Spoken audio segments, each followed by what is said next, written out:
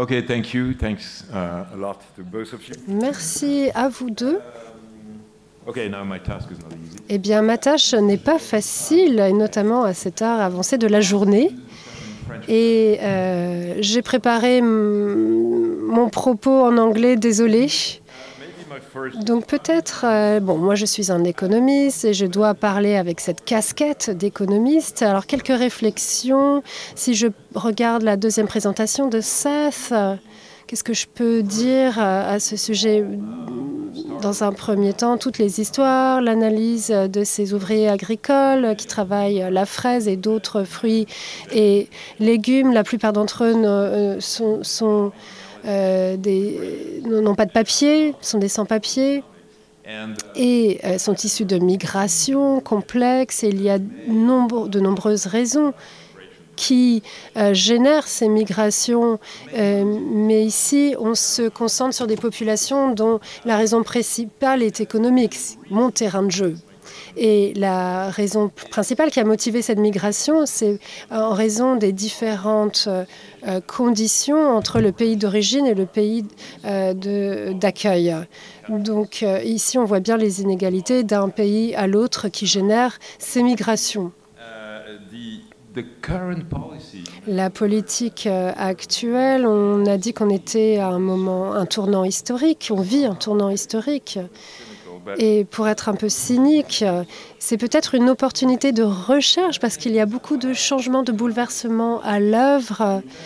Il y a des collègues qui essayent d'utiliser les changements dans les politiques tarifaires de Trump en tant qu'instrument pour analyser les répercussions de ces tarifs sur le commerce, l'innovation, l'investissement, etc. Vous voyez, ces politiques actuelles regardent les différentes dimensions de domination. Pour être plus clair, la migration intervient tant que la xénophobie est dominée par des considérations économiques, des considérations pragmatiques. Les ouvriers agricoles, les agriculteurs veulent des ouvriers, une main-d'œuvre pas chère et donc des migrants, mais il y a un conflit où on a plusieurs dimensions de domination. Et c'est peut-être une opportunité de les étudier, ces différentes dimensions. Donc ma question, c'est quoi précisément? Ici, je vous donne quelques pistes de réflexion. Utiliser cette expérimentation naturelle qui est très mauvaise, et peut-être on peut en ressortir quelque chose de bon, quelque part en termes de recherche.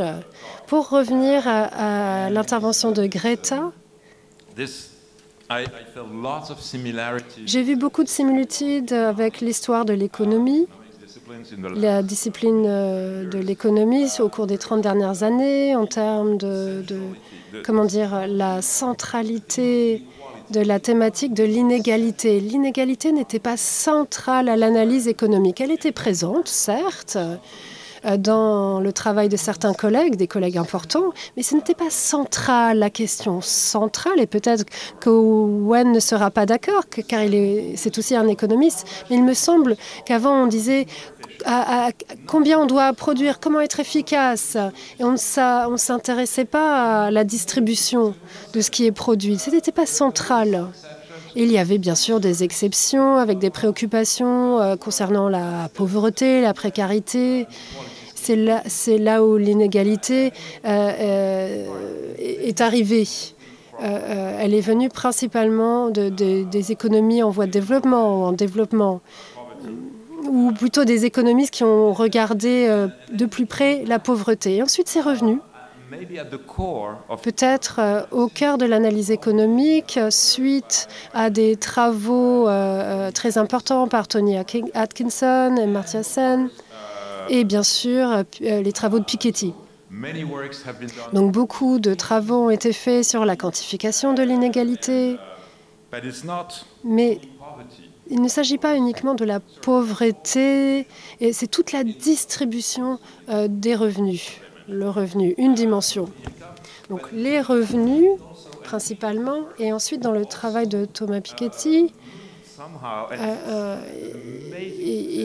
il a eu un grand succès dans la profession en regardant davantage l'inégalité, mais aussi un autre effet, c'est-à-dire on regarde le 1% supérieur, ou le 0,1% supérieur, ou le 0,01 supérieur. Et pourquoi on se concentre sur cette partie supérieure ou la plus petite de la distribution? C'est parce que les données sont meilleures.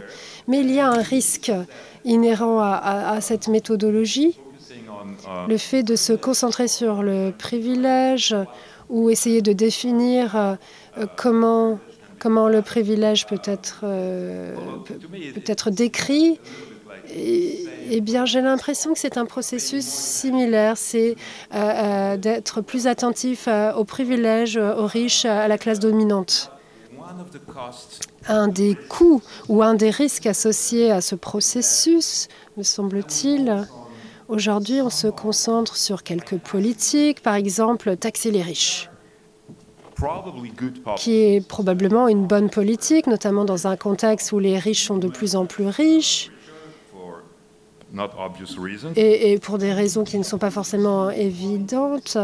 Mais si on veut réduire les inégalités, si on taxe les riches, ça ne va pas forcément beaucoup réduire les inégalités parce qu'il n'y a pas tant de riches que ça. Pour réduire les inégalités, c'est des transferts sociaux vers les pauvres, c'est-à-dire donner de l'argent aux pauvres. Et pour donner plus d'argent aux pauvres, bien sûr, il faut que ça vienne de quelque part. Mais il y a un risque associé au fait de mettre l'accent sur une partie de la distribution des richesses.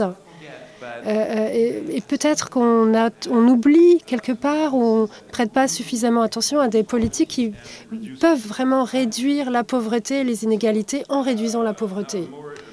Donc peut-être quelque chose de plus précis, une question plus précise.